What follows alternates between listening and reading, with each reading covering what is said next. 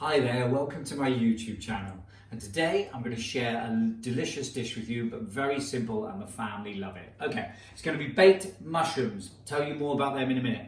And we're going to serve it on top with some chutney. Now the chutney is a tomato and pepper chutney, and we're going to finish that with a rustic Sharpham cheese on top, and I'll tell you more about that in a minute. But come on down here first and I'll show you the ingredients for the chutney. Right, I shall point to them. We have some tomatoes. We have roughly 6 tomatoes there, medium-sized tomatoes. We have some shallots and we have some garlic. Shallots, you have 2 shallots. Garlic-wise, you have 2 cloves of garlic. You have some poblano peppers, but you can use ordinary peppers, and I have a whole one of those. I have some chili. Use whatever chilies you like. There's an example of assortment for you. I've done 1 whole chili in there. I've got 2 tablespoons of brown sugar. I will put in a little bit of paprika. I have an apple, which I'm going to peel and dice in a minute, and I have some Sharpham cheese. This is a rustic, plain Sharpham cheese, and is delicious for this particular recipe. So, let's crack on. First things first for the chutney, I want to show you how easy it is. You put your tomatoes in the pan, like so.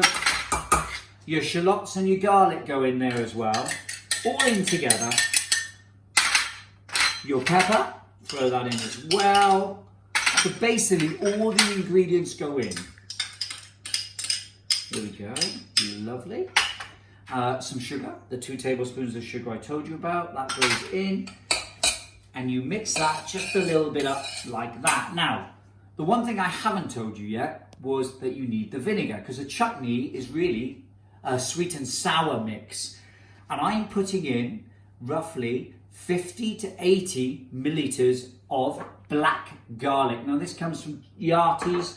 Yarties do some beautiful, beautiful vinegars. And at the moment I'm experimenting with this black garlic one, which is delicious. Now, what you do is you just put all of that on the heat and you allow that to cook very slowly for the best part of about an hour. Now the reason why I say slowly is because if you cook it too much, it will burn. So with chutneys, make sure you check. How do you test the chutney? Now I'm going to show you, because here's one I prepared earlier. So if you come down here and we'll show you this chutney now. And that's how your chutney will turn out. Now that, exactly what I've told you, will make about 280 grams of chutney that ends up like this. This has been cooking for about 30 minutes to 40 minutes. And as I said, I brought it to the simmer, got it going, and then I've turned it down and just allowed it to just tick over nicely until it has this consistency. Now, when you know if a chutney's ready, what you do is you get your spoon and you swipe it like that. Now, if none of the vinegar or any of the liquid goes back into the middle, it means that your chutney's pretty good. It's all pretty much cooked together. Next stage of the recipe now. What I'm going to do is I'm going to get my mushrooms. Now I'm using chestnut mushrooms, which I baked in the oven for about 5 minutes. You can use big mushrooms if you like, it's entirely up to you. What I'm going to do is I'm going to take some of this chutney that we've made and I'm going to place that on top of my mushrooms. Now, chutney is supposed to be sweet and sour, so you've got that lovely flavour and it works really well with the mushrooms. So let's put them in there like that. I often get asked about, you know, how about what other vinegars can I use? And you can use cider vinegar as well, and you can use a nice red wine vinegar. But I like to experiment with these different flavoured vinegars because they add different flavour to the mixture that I'm making. Now chutneys are also very good to put in stews and casseroles if you want to pep them up, or you want to pep up a soup. That works very well as well. All right, look at that, very, very simple. Now, I'm now going to put the cheese on top. Now this is one of my favourite cheeses. I'm going to put that on top and I'm going to pack the cheese on there. And this is a semi-hard cheese. It's moist, creamy, and as I said, it comes from Sharpham, so it's a Sharpham cheese.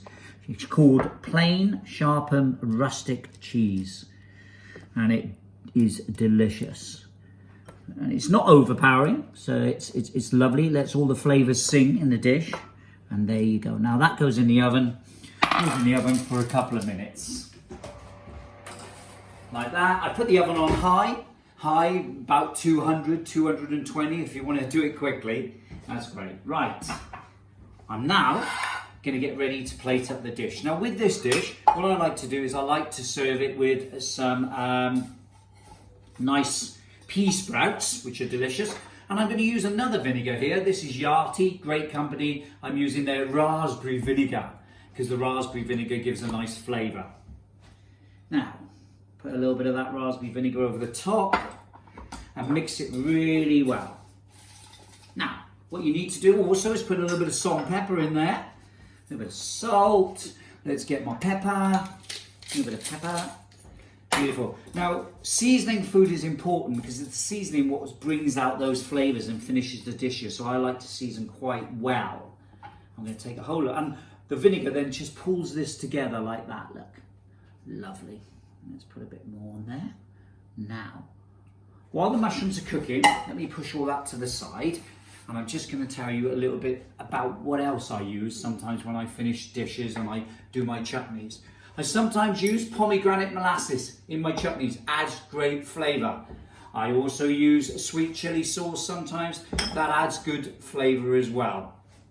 I also sometimes put some lemongrass, and the way that I do work with the lemongrass is I get the lemongrass, I give it a bash to release all the oils, and I put that in when I'm cooking my fruits or when I'm cooking my vegetables. Now, a few rules when you're doing your chutneys, which I like to follow and keep an eye on. Use a thick stainless steel pan. Aluminium pans can work against the fruit and the acid from it can react on the pan. So stick with your stainless steel. Heavy bottom pans, make sure you stir it well and make sure you buy the freshest vegetables or fruits to make your chutney. Now, they're almost ready, so let's check them out. Oh, they're looking stunning. So here we go. And as I say, they only take a few minutes. Take those out and then put a couple of those around the plate. They are very Moorish, simple but Moorish. I'm actually going to have these with my wife for lunch in a minute. There you go, look at that. And then what I am going to do, I'm going to actually, I did tell you about the sesame seeds. I'm actually going to spread a bit of the sesame seeds over the top for a bit of crunch. You can use pumpkin seeds as you like as an alternative. And last but not least, this wonderful black garlic vinegar from Yardley.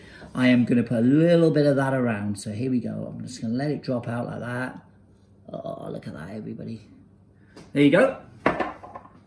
Delicious. So you have baked mushroom with a lovely tomato and pepper chutney. You have your dressed leaves, any leaves you can use, but I've used pea sprouts because I love them. I finished it with my lovely black garlic vinegar. Enjoy, stay safe, and happy cooking, and I'll see you soon for some more videos.